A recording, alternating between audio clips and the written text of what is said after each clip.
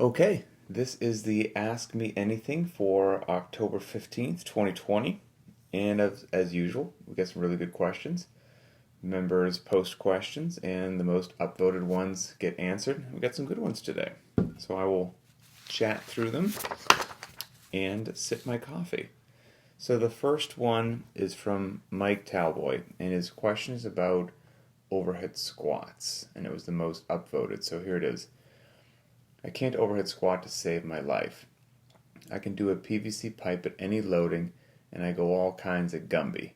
Is there a program you would suggest, or do you have one, to achieve functionality on the movement with loading? Alright, so good question. I was confused a little bit at first by it because a lot of times people struggle with the overhead squat due to a lack of flexibility. Let's just say that. Lack of mobility, flexibility, whatever your favorite word is. But then Mike has an interaction back and forth with a couple members, and he says, where does it say here? Blah, blah, blah. Oh, the fact that you used the word Gumby, I then didn't know if that meant that you had too much flexibility and mobility, which usually is not people's problem at all. Like I said, it's quite the opposite. But I don't think that's what you meant. So here's what I would do without actually seeing the overhead squat. It's tough to say, but I'll give some just generic advice that should benefit most people. First of all, the overhead squat, if we're going back to just classic foundational CrossFit methodology and how you would learn it, we would start with the air squat, and we'd make sure that our air squat is as good as we can possibly make it. And then from there, we would move on to the front squat because it builds off of the air squat but is more demanding of flexibility. Then, after that looks acceptable, we would build onto the overhead squat. So it would be kind of the third piece in the chain right there. And potentially that's what Mike did, but these days I think it's very easy just to be working all of them at once, and so it might make sense that the overhead squat, which is by far the most challenging and demanding, hasn't caught up because your air squat is still a work in progress. So recommendation number one would be absolutely to make sure that your air squat is where it needs to be, do some squat therapy, etc., etc. Second thing is, if you're having trouble with shoulders, hips, and ankles, can be some of the critical components needed to get in beautiful alignment in order to do the overhead squat. And I struggle with shoulders having poor flexibility, getting them open so I can get into a nice overhead position. And depending upon what you have going on, Mike, it could be your actual shoulders. However, there's a lot of things at work there that could also be the culprit. So when we say shoulders, you should also pay attention to trying to loosen up your lats, play an absolutely tremendous role in whether or not you can get your arms overhead, your pecs as well, and then your thoracic spine. So if you are looking up mobility drills or flexibility drills on YouTube, of which there are many, many wonderful ones, I would look up not only shoulders, but lats, pecs, and thoracic spine. And all that could be lumped into opening up your shoulders to go overhead. And then hips and ankles, once again, and the ankles tend to be a very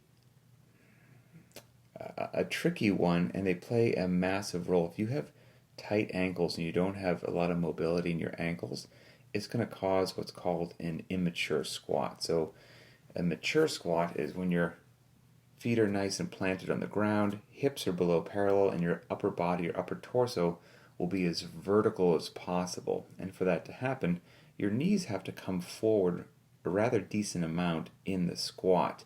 And that happens through the flexibility that your ankles can provide. And if your ankles are not providing that, your knees won't be able to go quite as far forward. Your hips will be back further, and then your body will have to find a position so that you don't topple over, just to balance itself over its support base, your feet. And to do that, it will have to lean your upper body quite far forward. And if your upper body is leaned very far forward, if you can picture this from the side, for you to get a barbell overhead with your arms extended, your shoulders are not going to have to be just regular flexible, but hyper flexible because they're going to have to go back to this extreme angle. When you look at the athlete from the side, the barbell will still be over the midfoot. However, since the athlete's torso in an immature squat is pressed so far forward, the shoulders have to compensate by going even further back, the angle of the shoulder. If you have a nice mature squat, ankles are flexible, knees are forward, the torso gets more upright. The barbell in example A and example B is in the same position, meaning over the midfoot when you look at it from the side, but the angle of the shoulder is going to be wildly different in what is demanded from a mature squat and an immature squat. So I would also work on the ankles as well. And a good way to do that, for years, I would get myself, when I would start to warm up, if you can picture this, I would kind of back myself against a wall. I would do a squat, an air squat, with my butt, my low back against a wall. Okay, and I'd be in the bottom of an air squat, and I would get that perfect little distance close to the wall that I was just a bit too close to the wall, just a tad. And I could always tell that I was just a tad too close to the wall because my heels would not be on the ground. They'd be off the ground, let's say, a half inch, okay? If I moved just a little bit more away from the wall, then I could settle down with a flat foot, but I didn't want that.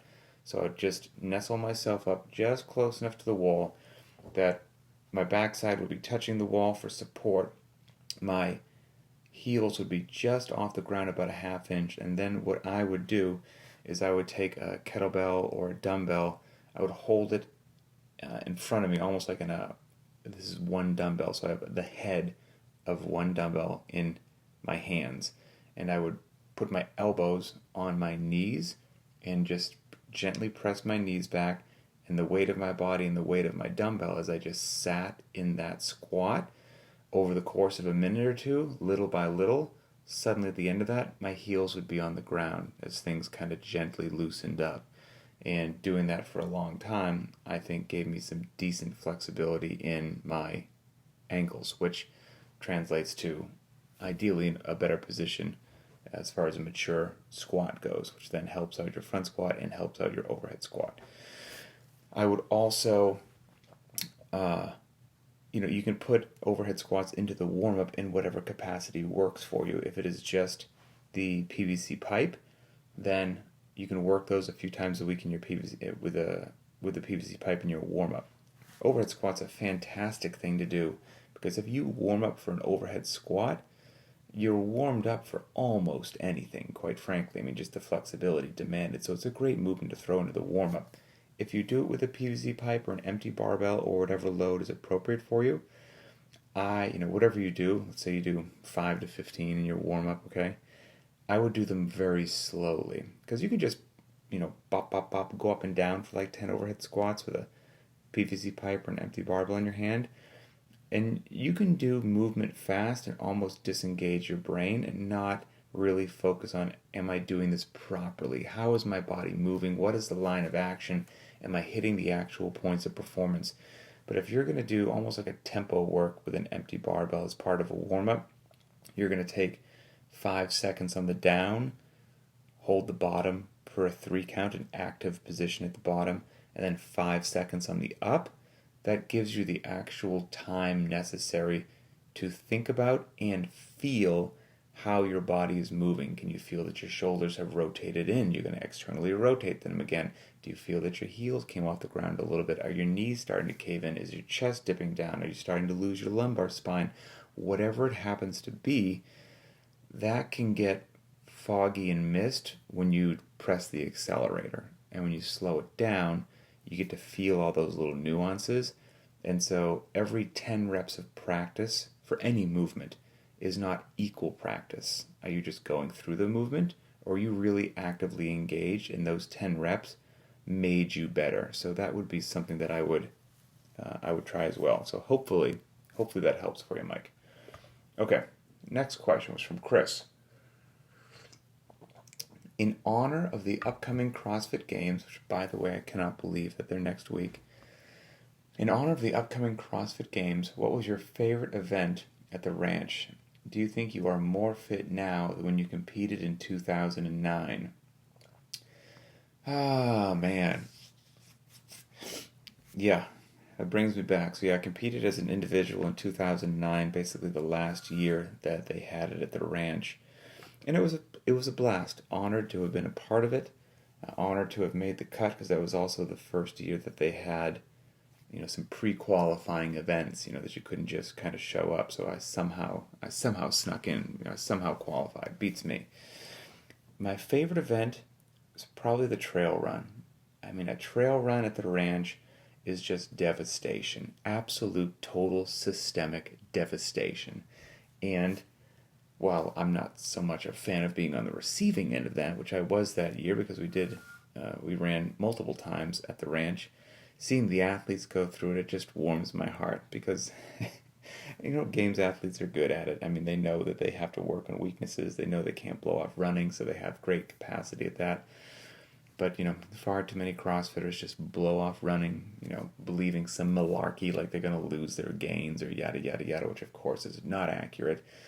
And so I enjoy when athletes get put through a test like that. Like they get to get out there and run through some rugged terrain. And running is one of those things, especially a trail run, where you need to sell out to win. And I just love seeing people empty the tank and pour everything they have there. So yeah, the trail run's probably my favorite. And then the second part of his question, are you fitter now than when you competed in 2009? So that was 11 years ago. So I'm 45 now. So what was I, 34 back then? Am I fitter now? Absolutely. Absolutely. Unquestionably so. Just with all the more time and attention and ideally training with more intelligence and programming gets polished and lessons learned get passed down. So without a doubt, and this could be a much longer question, because I'm fitter now at 45, working out an hour or less every day than I was as an active duty Navy SEAL at 22 or 23 years old, working out 2 to 3 hours a day. Now, I might have been a better swimmer back then. I might have been a bit more in touch with my crazy side, to endure some terrible cold water or other suffering or whatnot. But with regards to actual just physical capacity, and I don't think people get that. That sounds astonishing that, we rewind the clock 23 years. I'm saying that 23 years have gone by and I'm fitter now, working out 1/3 the time than I did back then. But that's the truth of the matter. And it's because, kind of like what I said about the air squat, not all reps are equal. So great, you spent 2 or 3 hours in the gym. That doesn't really mean potentially what you think it means. It's, what did you get done? Were you doing functional movements versus isolation training? Were you working at an appropriate intensity or relatively high intensity? Were you looking at low intensity? I mean, were you working on your midline? Were you doing crunches or were you working on your L sit? There's just not all time in the gym is equal. And so yes, absolutely, without question, fitter now by many, many metrics, not only compared to 20 years ago, but 11 years ago at the 2009 games. Okay. The next question dovetails really nice off of Chris's question. Heather asks about competing and the importance of competing. Heather Robinson, where are you? Here you are. Okay. How important do you think it is to compete in CrossFit? When I was part of a gym, we did local competitions and always made a big deal of the Open. Now that I do the programming at home, I wonder if it's important to do the Open for the extra push. I've always gone farther mentally and physically when competing, but I also find it stressful. Love to hear your thoughts. Fantastic question. And I hope this answer doesn't disappoint you, but there is no one answer. It depends upon how you respond to competition. So, for example, I don't want to make a broad, sweeping generalization here, but I'm about to. I think most people kind of feel how you do, Heather. maybe they find it a little bit stressful, right? Because you know that you're going to be thrown down. You're going to try to push really hard. You may have to share your numbers with other people. You might have to go out of your comfort zone a little bit because some of the movements maybe have some of the workouts have some movements or a bit of variance that you know you're not always going to hit a home run. But because of that extra push, that extra adrenaline, that extra intangible feeling of competition, you do get that extra push. You do get that performance gain. You do get some of that stuff that only seems to come out in the atmosphere and intensity of competition. And that is a wonderful, amazing thing. And the Open can provide that on a large scale. And if you're, if everything wasn't shut down right now from COVID, there are probably local competitions that you could go to that are, weekend competitions or one-day competitions or just afternoon competitions that you could go to, throw your hat in the ring, feel the butterflies in your stomach, hear 3, 2, 1, go, hear the crowd going, and then get after it. And it's fantastic. And so I think there is a lot of value, there's tremendous value in something like that. And so there's benefit. And if you enjoy it, absolutely you should do it. Now we'll circle back to the first part of my thing, which it depends on the person. I think most people fall into that category that I just said.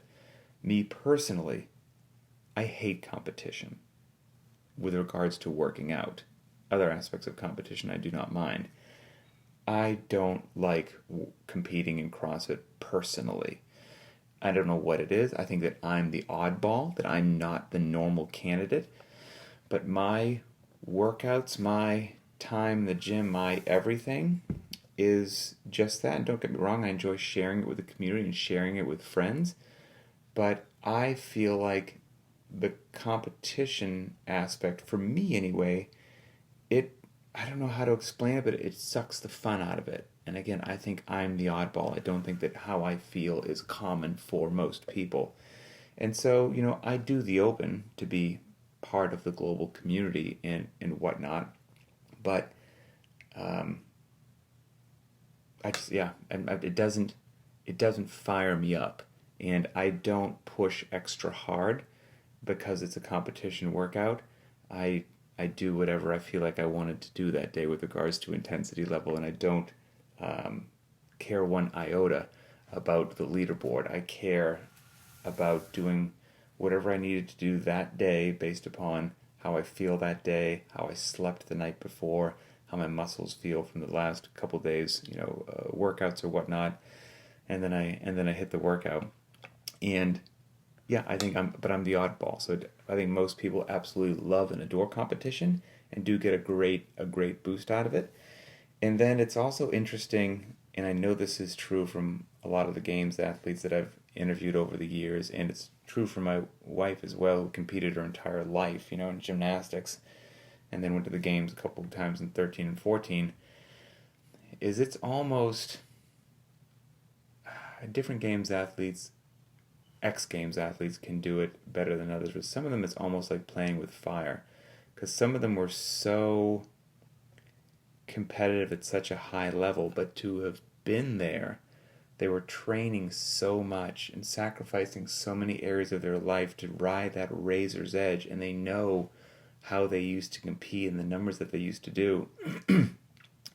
And to now, if they're living normal lives, not superhero lives anymore, they throw down and the numbers might not be what they used to be.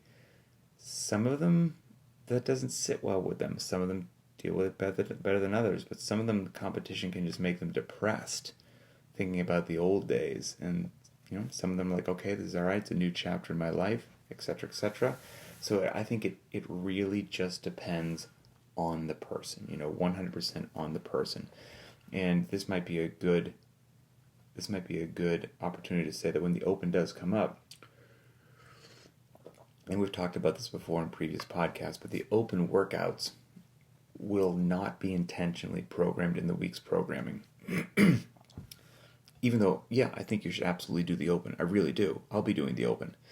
Because there's just no way to work them in without screwing everything up.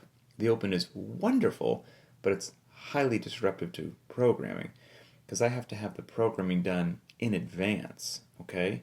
And so let's say I'm doing a couple weeks in advance, got to get that uploaded, figure out the flow, how everything's going to go for movement patterns to below parallel to overhead to loading to time domains, right? And then there's just some unknown Thursday workout, just unknown thing that is going to pop up for the open, and I've got no idea what that is.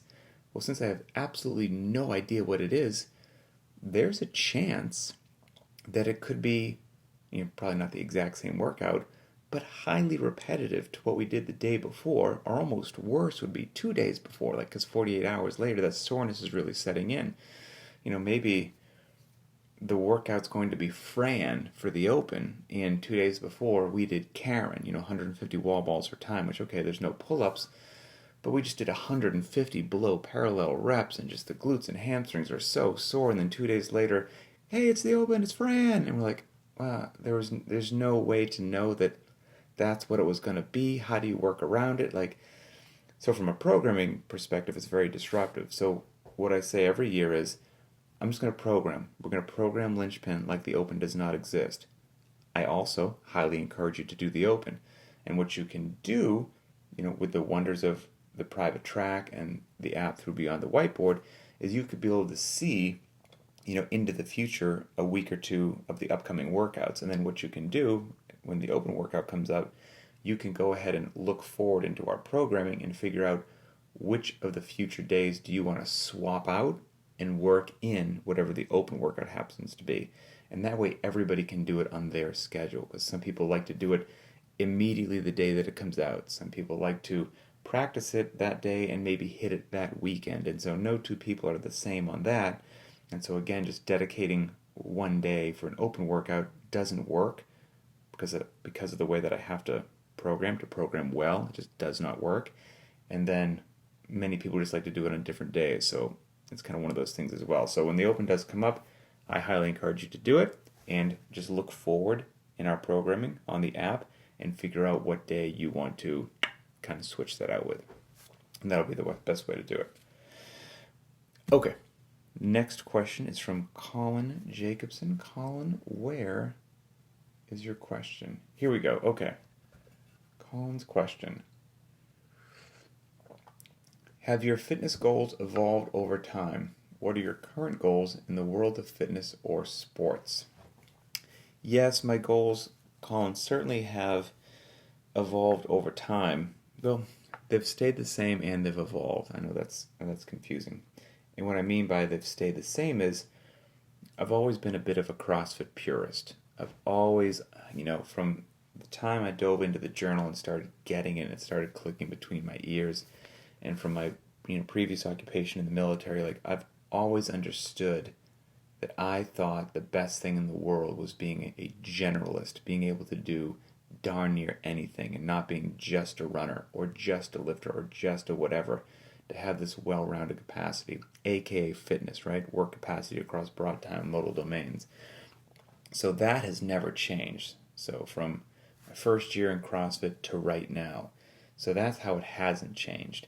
It has changed in that when I first got into it, a lot of the lessons learned that I try to transmit to everybody, aren't just things that I read in a book. I mean, they're dumb things that I did, mistakes that I made, and I try to get people on a better path to make less mistakes than I did. So when I first got into CrossFit, I think my ego got in the way a lot, and I rushed things, and I was impatient, and the time on the leaderboard was almost more important to me than darn near anything else, and that would dictate, whether it was fun or not, and that was not an intelligent way to do business. So I have evolved in what I hope is a bit more of a mature, rational, and sophisticated understanding of what I was doing back then was short-sighted, and had I just chased things and been in a rush and been impatient without giving the time to the necessary building blocks, one of two things is probably going to happen. If you're lucky, you won't get hurt. Okay, you're being impatient, you're rushing. You want to load up the weight. You want to get into more technique before you're ready, etc., etc. If you're lucky, you won't get hurt. You'll get good for a while, but then you'll just plateau because you're going to need to focus on your technique to break forward. You can't just yank on the bar harder and hope that your clean goes up. That doesn't happen past a certain point. So if you're lucky, you don't get hurt and you just plateau. That's what happened to me. If you're unlucky on that path, you're impatient and rushing things, then you will potentially tweak yourself because you'll be doing things beyond your comfort level, beyond your skill set, beyond your ability, and you're trying to do them fast. And that's a terrible recipe. Decent loading, poor mechanics, and pressing down the gas. No good. And so my just general understanding of how to avoid that, the path to get people on, and when to be smart to realize now that, I've been lucky to have been doing CrossFit for 15 plus years right now. And anytime that I've got tweaked, it really hasn't been CrossFit's fault. It's been like a motorcycle wreck or something like that. And so there is a way to do CrossFit for years and years and years and years, and to do it right and to do it well and to continue to advance and to be happy. And it's taken me a while to figure that out, probably longer than it should, but that's the path that I'm on now, and I try to just express that path to as many people as I can. And I'm also smarter now, about 7 or 10 days ago, I tweaked my left Achilles tendon playing basketball with my kids. They're just stone cold, didn't warm up. They're like, hey, do you want to play basketball? Of course. I'm terrible at it, but if my kids want to play, I'm going to go play. So I went out there and stone cold and just, strained my Achilles. Didn't tear it, thank goodness, but strained it. And I think years ago, I would have been a knucklehead, and I would have rushed back to, like the other day, we had the deadlift box jump workout. I probably would have tried somehow to just struggle through the deadlift box jump workout and just be like, it's okay. It'll be all right. It'll just take a little longer to heal, but I can do this one workout because I got to do it prescribed. Have to do it prescribed. That would have been me many years ago. And so another evolution in my fitness is now I realize how idiotic that is, how short-sighted that is, and how unnecessary it is. Just modify the workout. Just scale it. Modify it. Scaling and modification, those are not bad words. They're actually very intelligent decisions that oftentimes take more discipline than doing the workout prescribed. Because you have to remove that darn ego and then make a decision and let people know, hey, I didn't do it prescribed. And that can take more courage than doing it prescribed. And it took me a long time to get there, a long time. Luckily, I am there now, and my Achilles right now is still a little tender, but it is improving. And I think it is improving because I finally, after years of being a knucklehead, have learned exactly the message that I'm always preaching to everybody, that scaling is cool, that get your ego the heck out of the way, and do whatever you need to do each day to ensure that you have a happy, long, healthy, pain-free life of working out, so that you have as much capacity for as long as possible. And to do that, you have to tune out a lot of noise in the atmosphere, a lot of noise in social media, a lot of peer pressure, and you got to make smart decisions. And it's really easy to say and tough to do. And things that make those decisions easier are a community like we have, where we can kind of support each other. So yeah, that's kind of been the evolution of my fitness journey, if you will. Okay, let's see here. We get a few more questions. One from Robin Thomas, who just wants to give a shout out. I got to give you credit. We're going to give a shout out here, Robin. You asked for it, people upvoted, so we're going to give a shout out. Can we give a big shout out to our super fitness robots? These ladies and gentlemen are such phenomenal athletes. They astound me daily with their incredible feats of fitness. A truly inspirational bunch that shows the Linchpin family that even non-games athletes can achieve high levels of performance. Hats off to all of you wonderful people. And that got beautifully upvoted, and I have to agree as well. I mean, I love that Linchpin truly is a community. And by a community means we've got everybody, from younger people to older people to everybody in between, to men to women to intermediate to beginner athletes, to advanced, to people that have 50 unbroken pull-ups, to people who are just working on pull-up number 1, the whole 9 yards.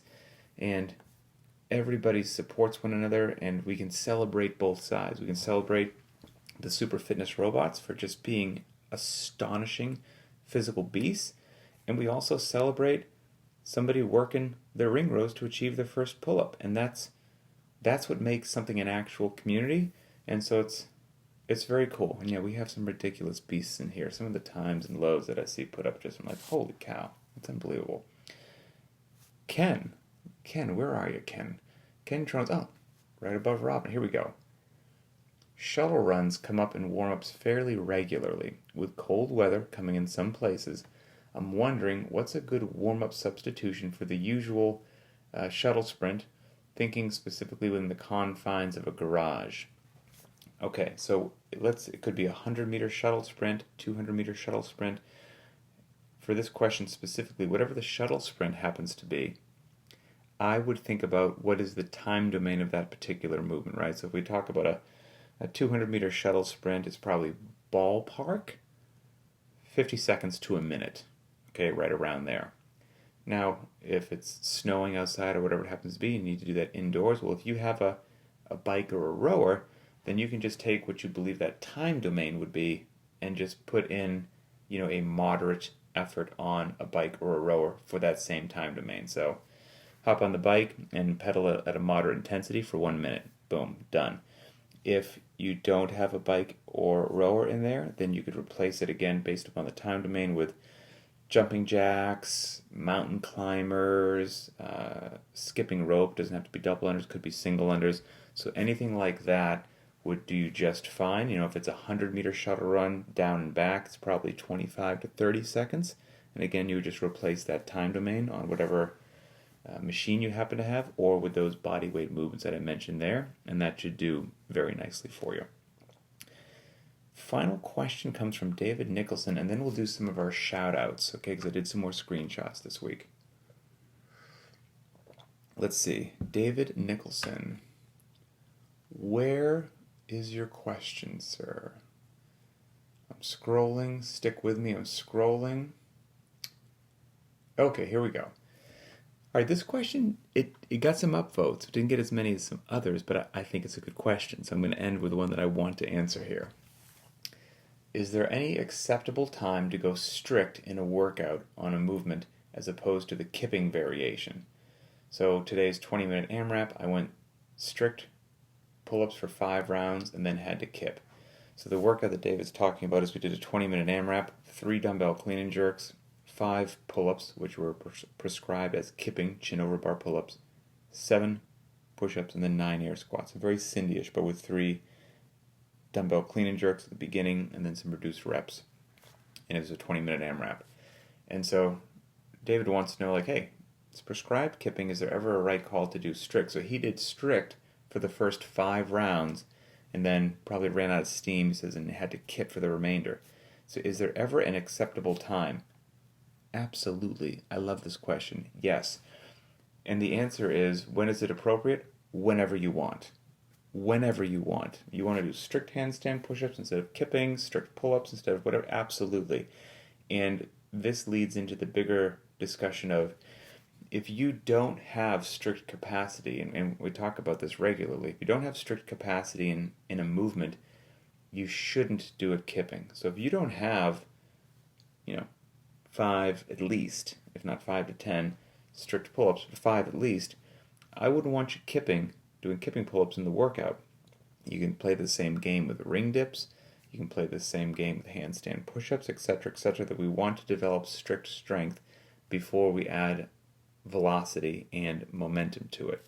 So if you are still on that path of developing your strict strength, and a lot of times pull-ups come up in the workout, and there are some people who can do kipping but can't do strict, that's your opportunity to, we talked about it a second ago, right? Making good decisions, getting the ego out of the way, understanding that scaling or modification is not a bad word. It's actually a more intelligent decision quite often than going prescribed. That's your opportunity to do banded pull-ups, to do ring rows, to do some sort of other method that will allow you to develop the strength while working out to one day get that strict movement. So if you're still working towards strict, that's how you can do that. You can also do some extra work on the side for sure. But then, David's question specifically is he obviously has strict pull-up capacity because he did it for 5 rounds. Is it ever okay just to say, I'm going to throw this into the workout? Yes, I think what he did is actually a fantastic way to do it. So he was able to hold strict pull-ups for 5 rounds, which I'm guessing that means it didn't really slow his pace down. So he was able to keep up the intensity of the workout and the pace of the workout because it was an AMRAP, because the reps were, generally speaking, smaller chunks, right? Just sets of 5 pull-ups, and he could keep that up, and 5 rounds in, those went away. And then when they went away, voila, the kip to the rescue. And you could now keep that same pace going for the remainder of the workout, keep the intensity going by bringing the kip into it. And had he stuck with strict pull-ups for the remainder of the workout, it sounds like he would have had to slow down his pace substantially, do a whole bunch more recovery because the strict pull-ups started to go away. He would have got a whole bunch of less rounds at the end of the 20-minute AMRAP, would have got in a whole lot of less work and less intensity. But he modulated it in a beautiful way, and you are absolutely authorized to do that. I think it's a fantastic, fantastic way to do it. And yeah, you should always feel good to go, and I think it will pay off great dividends for you. All right, so that was the final question. And now let's go to the shoutouts that, again, over the course of the week, as I'm perusing the private Facebook page, if some cool things pop out, I take a little screenshot. I don't always remember to do it, so I know there's some stuff that I missed. So there's a chance that somebody did something really cool and the community saw it, and I just forgot to take a screenshot of it. So here we go. The first one is from Brittany Hamlin, and she just said she's so excited. She's been chasing triple digits on her squat snatch for a year since she had her daughter, and it's been tough without having a coach, and she was afraid that she might hurt herself with no one around.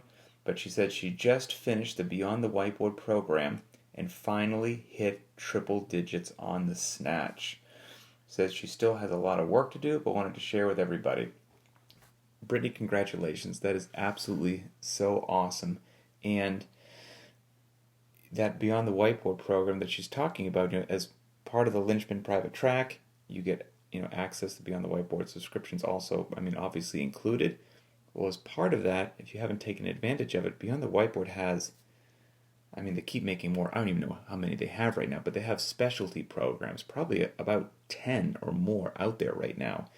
And they're multi-week, if not like 8-week programs, and one of them is for the Olympic lifts, the snatch. And so Brittany obviously just completed that program, which you can do. We've had a bunch of members do them just alongside in conjunction with, the Linchpin workouts. There's one to get your first pull-up. There's one to get your first ring muscle-up. There's one to help out whatever it happens to be. And it's a nice, beautiful way if you identify something you want to give a little extra attention to. Here's a expertly crafted specialty program that you can just do right alongside. So Brittany did it and got her squat snatch over 100 pounds, over triple digits. So extremely cool. Next one from Adrian. Adrian says he just logged his 1,500th workout on Beyond the Whiteboard. He started using it 6 years into CrossFit and just logged workout number 1,500. That is insane. And the 1,500th workout was the deadlift and box jump workout, which, by the way, he smashed in 4 minutes and 21 seconds. Aaron Burden, very cool. So he posted, for anyone wondering if the Linchpin program works or not, I have now broken at least 3 major PRs this summer, and some haven't been attempted yet. Deadlifted 535 pounds, front squatted 310, his squat snatch is 135, bench press 1 rep max 320 pounds, bench press for 15 rep max 225 pounds at 15 reps. Skills learned, got his ring muscle up, all of this without All of this with putting in less overall work than I was before. Additionally, I'm 43, almost 44 years old, so I got that working against me, and I also had a major stroke 2 years ago. Man, let's see. So if I can make gains at 43 with all of this doing the Linchpin programming, so can you. One of my favorite sayings I tell my team at work is don't mistake activity for productivity. So many people think that if they do more CrossFit volume, that naturally they will get better. Nope, that is not the case. Often it leads to overtraining injuries and burnout, as well as a loss of motivation. So, very cool. Aaron, just crushing it. Let's see. Adrian, I didn't realize I took 2 screenshots. Adrian just had a tremendous week. I know I'm trying to share the love, but I'm sorry. Adrian again popping up here. He said, what is this? Let's see. 1 mile time trial. He just went sub 6, 1 minute time trial. And at 35 years old, 190 pounds, sub 6 mile. Absolutely fantastic. Lisa Marie. Let's see. She says, I rested Saturday and started the back squat program today. Okay, so she's starting the back squat program, which is a specialty program on Beyond the Whiteboard.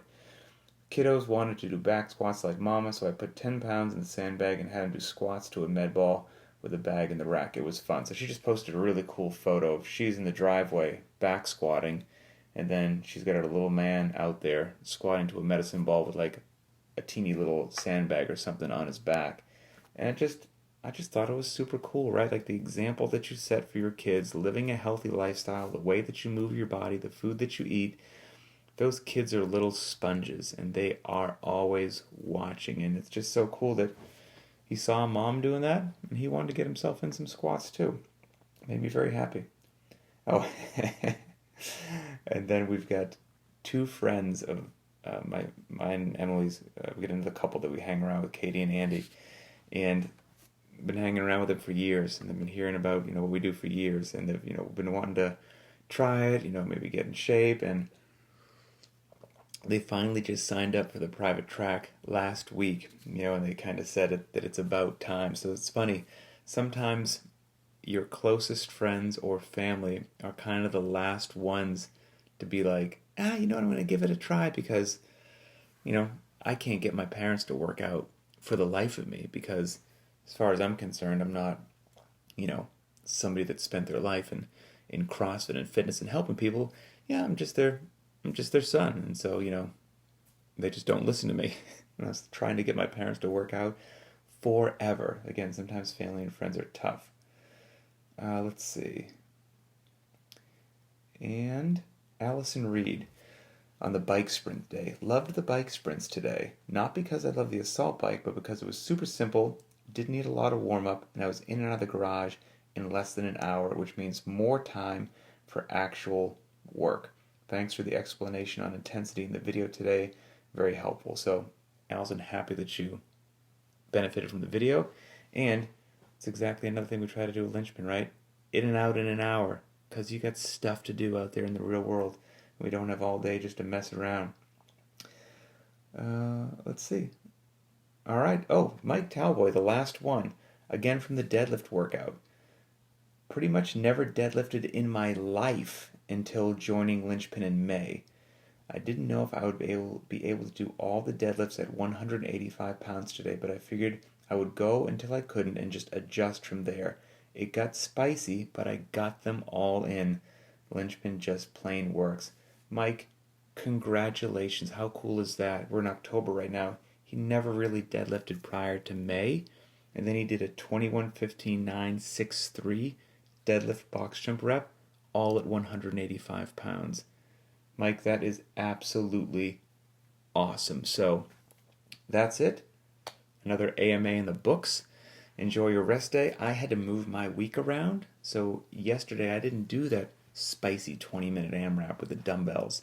That is looming in my future today. So have a great day, and I will talk with you later.